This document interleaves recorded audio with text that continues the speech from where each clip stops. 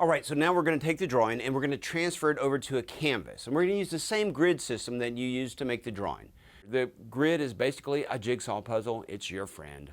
For the Cubist painting, looking at George Braque, we're going to do an oil painting. And for an oil painting, you'll need a canvas that's pre-prepared for you. Don't worry, we're going to make one later on. I'll show you how to do that.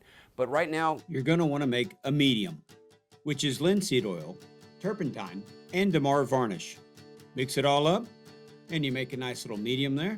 That's going to help you as you manipulate the paint on the canvas. You just dip your brush in there and lay it out on the canvas. As you go along, you use more and more of the medium. You want to do what they call fat over lean, which means you'll use more medium as you go along. This will keep the painting flexible and keep it from cracking.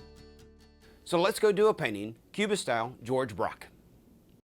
First, we lay in our old buddy, the grid. The grid has been used by artists for centuries. It dates back to the ancient Egyptians.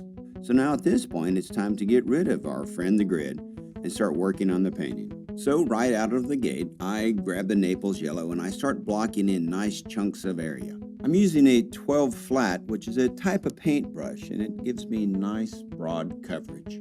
The next color I put in is Mars Black. Mars Black is a heavy opaque pigment that covers the canvas very nicely. The paint is made from iron oxide, and it's named after the alchemy name for iron, which is Mars. Now be warned, there are several different types of black paint available. Make sure you get the right paint for the right job. Next up, a little cobalt blue. It'll look really nice next to the green apples in the Naples yellow background. And now it's time to paint the apples with different shades of green. And while I do this, why don't I talk a little bit about George Braque? George was probably introduced to fine art painting by his father, Charles, who was an amateur weekend painter. George worked for his father doing house painting and faux finishes.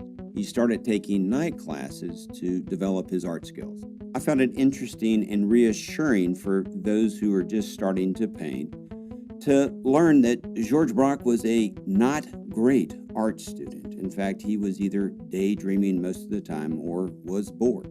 It just goes to show you don't have to be great at academia to be a great painter. You just have to be willing to experiment and to push the boundaries. George briefly experimented with Impressionism, but then moved to Fauvism, which is a dramatic word that means wild beast. And this movement is known for its bold and bright colors. It was in 1907 that he sold 5 paintings at a Salon des Indépendants, which means in my bad French, the Salon of the Independents. It was also during that year that he met Pablo Picasso, who became a lifelong friend and a rival.